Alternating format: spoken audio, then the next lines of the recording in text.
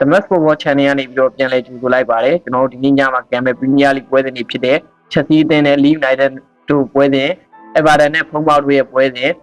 West Ham နဲ့ Man U အသင်းတို့ရဲ့ပွဲစဉ် Spurs နဲ့ Newcastle အသင်းတို့ရဲ့ပွဲစဉ်တွေကိုကျွန်တော်ပွဲကြိုသုံးသက်ချက်လေးပြုလုပ်ပေးပါမယ်ဒါကြောင့်သွားလိုက်ကြအောင်အားလုံးပဲ Let's go ကျွန်တော်ပထမဆုံးတင်ဆက်ပေးမယ့်ပွဲစဉ်လေးကတော့ယနေ့ညနက်ဖြန်မနက်မှာရှင်းပြကစားမယ်ချက်စီးအသင်းနဲ့ Leeds United တို့ရဲ့ပွဲစဉ်လေးပဲဖြစ်ပါတယ်ဒီပွဲစဉ်ကအစင်လာရပြိုင်ဆိုင်မှုပြင်းထန်တဲ့ပွဲကောင်းတစ်ပွဲဖြစ်တဲ့ချက်စီးတို့ဥရောပဝင်ခွင့်မျှော်လင့်ချက်နဲ့ Leeds United တို့အတွက်အမတ်ပေးစရာရည်တည်မှုတိုးတက်ရေးတို့အတွက်ကျွန်တော်အရေးပါတဲ့ပွဲစဉ်လေးပဲဖြစ်ပါတယ်ဒီပွဲကိုချက်စီးအသင်းရဲ့အင်္ဂလန် Stamford Bridge မှာကစားမှာဖြစ်ပြီးတော့နှစ်သင်းလုံးရဲ့လက်ရှိပုံစံရဆိုရင်တော့ကျွန်တော်တိုက်စစ်ဖွင့်ကစားမဲ့ပွဲမျိုးလို့ကျွန်တော်ကတော့သုံးသပ်ပါတယ်ဒီပြတဲ့ရိုစင်းနီယာရဲ့ချက်စီးအသင်းဟာနောက်ပိုင်းမှာကစားရပုံပုံတည်ငြိမ်လာပြီးတော့လူငယ်သက်ကစားသမားတွေရဲ့ဆွမ်းဆောင်ရည်အသီးသီးတတာကိုတိုးတက်လာတယ်အင်ဝင်းမှာဆိုရင်ဘောလုံးပိုင်ဆိုင်မှုအသာစီးယူပြီးပြိုင်ပွဲကိုဖိအားပေးကစားတတ်တယ်အထူးသဖြင့်ကိုပါမာရဲ့ဖန်တီးမှုနဲ့ကိုသွင်းဆန်းရည်အသင်းအတွက်အဓိကအားကိုးရဖြစ်နေတယ်လို့ကွင်းလယ်ပိုင်းမှာလည်းအန်ဆိုဖာနန်ဒက်နီတိုတောင်မကစားသမားနီတိုတော့ပွဲကိုထိန်းချုပ်နိုင်တဲ့ Leeds United အတွက်ခေါင်းခဲစရာဖြစ်ပါလိမ့်မယ်သတိထားမယ့်ချက် Leeds United ရဲ့အမြဲတမ်းပြေးလွှားနေတဲ့ကစားဟန်နဲ့တံပြန်တိုက်စစ်ကိုခံစစ်ကသတိထားတားဆီးဖို့လိုအပ်ပါတယ် Leeds United အသင်းကတော့သူတို့ရဲ့မူလပုံစံအတိုင်းပဲဘယ်အသင်းနဲ့ကစားကြောက်ခြင်းမရှိဘဲနဲ့တိုက်စစ်ဖွင့်ကစားတတ်တဲ့အသင်းမျိုးဖြစ်ပါတယ်အဝေးဝေးဖြစ်ပေမဲ့လည်းချက်စီကိုအခက်တွေ့အောင်လုပ်နိုင်မှရှိတယ်ကစားသမားတွေရဲ့ကြန့်ခိုင်မှုနဲ့တကွင်းလုံးနဲ့ဖိအားပေးကစားနိုင်တာ Leeds United ရဲ့အားသာချက်ပါဒါပေမဲ့လည်း Leeds United တိုက်စစ်ကိုအရန်ဖွင့်မယ်ဆိုရင်တော့တိုက်စစ်ကိုအလွန်ကျွံလိုက်ပါတာကြောင့်နောက်တန်းမှာဖြစ်ပေါ်လာမယ့်နေရာလွတ်တွေကိုတော့ချက်စီတိုက်စစ်ကအသုံးမချနိုင်ဘူးလို့တော့ view ဆက်ရပါလိမ့်မယ်ဒီပွဲမှာချက်စီကပွဲကိုစရဲကထိန်းချုပ်မှုကြိုးစားမှဖြစ်ပြီးတော့ Leeds United ကတော့သူတို့ရဲ့ပုံစံအတိုင်းပဲအားပါတဲ့ present နဲ့ဘောလုံးကိုတူယူကတိုက်စစ်ဆင်ပါလိမ့်မယ်ချက်စီရဲ့တူးချင်းရည်သွေးက Leeds United ရဲ့တာလွန်နေပေမဲ့ Leeds ရဲ့စိတ်သက်ပြင်းပြမှုကပွဲကိုအကျိတ်နဲ့ရှိနေပါသေးလိမ့်မယ်ကျွန်တော်တို့ဂိုးတွေပြန်လည်မြင်တွေ့ရဖို့ရှိတဲ့ပွဲမျိုးပါ Leeds United ချက်စီကိုအတော်လေးဒုက္ခပေးနိုင်မှာဖြစ်ပေမဲ့အိမ်ဝင်းအားသာချက်နဲ့တိုက်စစ်ပိုင်းပုံပုံသေးကြတဲ့ချက်စီကပဲအနိုင်ရလက်ပုံဖော်သွားလိမ့်မယ်လို့ကျွန်တော်ကတော့မြင်ပါတယ်ဒီပွဲကအမှတ်လိုနေတဲ့နှစ်သင်းလုံးအတွက်အရေးကြီးတဲ့ပွဲစဉ်ဖြစ်တာကြောင့်ဒီပွဲရဲ့ရလက်ကိုလည်းကျွန်တော်ရဲ့ comment box မှာလာပြီးတော့ဝင်ရောက်ခံမှန်းဆွေးနွေးသွားနိုင်ဆိုတဲ့အကြောင်းသတင်းဟောပါရပါတယ်ခင်ဗျကျွန်တော်နောက်ထပ်ပွဲစဉ်တစ်ပွဲလေးရတော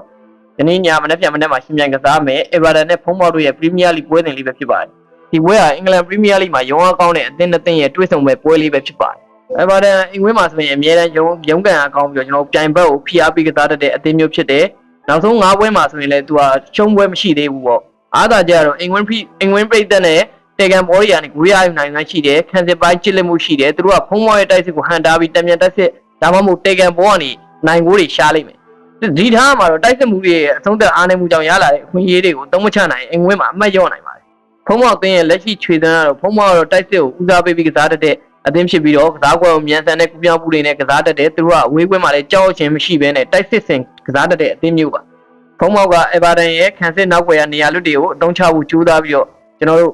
့တံပြန်တိုက်စစ်တွေကနေပြီးတော့လည်းဂိုးရယူနိုင်တဲ့အနေအထားရှိတယ် Everton ရဲ့ကူကာပိုင်းပြင်းထန်တဲ့ကစားရတဲ့တေဂန်ဘောတွေကိုတော့ကျွန်တော်တို့ဖုံးမောက်အသင်းရဲ့ကစားသမားတွေတောက်မှန်နိုင်မှုတော့လိုအပ်တယ်ဗ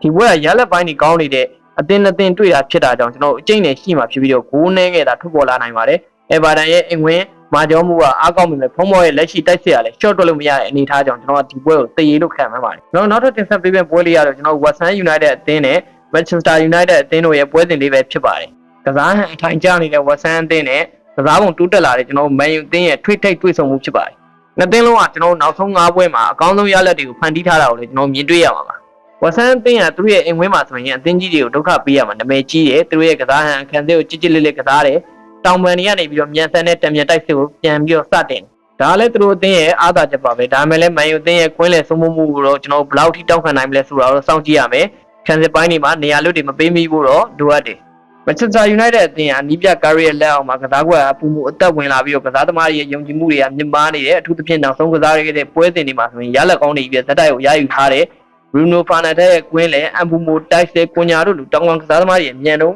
့နေရာမန်ယူအသင်းရဲ့အားသာချက်ပါပဲဒီကစားသမားတွေရဲ့လိုအားနှုန်းတွေကဘယ်လောက်ထိကောင်းကြလဲဆိုတာကိုကျွန်တော်ရှေ့ရပွဲစဉ်တွေမှာလည်းမြင်တွေ့နိုင်မယ်ဒါပေမဲ့လည်းကျွန်တော်ဝက်ဆန်အသင်းရဲ့တရက်တိုက်တံမြန်တိုက်စစ်တွေကိုတော့ကျွန်တော်ထိန်းဖို့လိုအပ်မယ်နောက်သတိထားမယ့်အချက်ကတော့ဝက်ဆန်ကွင်းမှာကစားအတိုင်းမှာမန်ယူအသင်းကရုံးကန်လေးရှိတယ်ဝက်ဆန်အင်ဝင်းမှာမန်ယူအမားဆောင်ပြီးတော့တံမြန်တိုက်စစ်ကနေကစားမှာဖြစ်တယ်လို့မန်ယူကတော့ပွဲကိုထိန်းချုပ်ပြီးသူတို့ရဲ့ဒီပြိုအတိုင်းပဲအနိုင်ရဖို့ကြိုးစားလိမ့်မယ်ဒီပွဲကတူးချင်းရေသွက်ထက်အသင်းလိုက်စုဖွဲ့မှုကအနိုင်ရှုံးကိုဆုံးဖြတ်ပြီးတော့မှာပါနှစ်သင်းလုံးကိုသွင်းနိုင်တဲ့အခြေအနေရှိပါတယ်ဝက်ဆန်ရဲ့အင်ဝင်းရုံးကန်ကလည်းကောင်းတယ်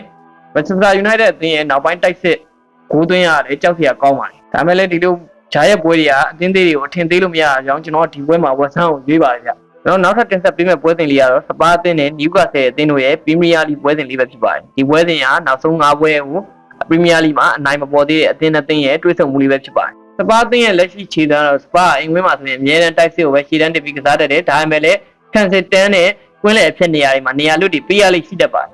လုံအောင်လုံးကောင်းတဲ့ကွင်းလယ်နဲ့အဆုံးသက်ကောင်းတဲ့တိုက်စစ်ကစားသမားတွေရှိတာလေကျွန်တော်တို့စပါးအသင်းရဲ့အားသာချက်ပါပဲဒါပေမဲ့လည်းအမတ်လူနေတဲ့နျူကာဆယ်အသင်းနဲ့တွေ့မှာဖြစ်တာကြောင့်ခံစစ်ကတော့ချစ်လက်ဖို့လိုအပ်ပါလိမ့်မယ်နျူကာဆယ်အသင်းကတော့နောက်ပိုင်းပွဲစဉ်တွေမှာရုန်းကန်နေရတာကိုကျွန်တော်တွေ့မြင်ပြီးသားဖြစ်မှာပါနောက်ပြီးတော့နျူကာဆယ်အသင်းကမနစ်ကထက်ခံစစ်ပိုင်းဆုတ်ယုတ်လာတာကိုကျွန်တော်ပို့ပြီးတော့သတိထားရမယ်ဒီပွဲမှာနှစ်သင်းလုံးရဲ့အဓိကကစားသမားတွေကဒဏ်ရာနဲ့ပွဲရေးကြောင်းပါနိုင်မှာတော့မဟုတ်ပါဘူးဗျနှစ်သင်းလုံးကပရီးမီးယားလိမှာအနိုင်ရလက်ကိုပုံဖော်ခြင်းနေတဲ့အသင်းတွေပဲဖြစ်တယ်ဒီပွဲကဂိုးများမဲ့ပွဲဖြစ်လာဖို့ရာဂိုင်းနှုန်းအလွန်များတယ်စပါးကဘောလုံးပိုင်ဆိုင်မှုကိုရယူပြီးတိုက်စစ်စင်မှာဖြစ်တယ်လို့နျူကာဆယ်ကလည်းစပါးရဲ့ခံစစ်ဟာကွက်တွေကိုအသုံးချပြီးအဝေးကွင်းမှာဂိုးရဖို့ကြိုးစားလိုက်မယ်နီးပြနှစ်ဦးလုံးကခံစစ်တဲ့တိုက်စစ်ကိုဦးစားပေးသူဖြစ်လို့ပြည်သက်တွေအတွက်တော့ကျင်းတဲ့ဆရာပွဲကောင်းတစ်ပွဲဖြစ်လာမှာပါကျွန်တော်တို့ဒီပွဲကိုဂိုးများမဲ့ပွဲလို့သုံးသပ်ပြီးတော့နိုင်အောင်မှစပါးက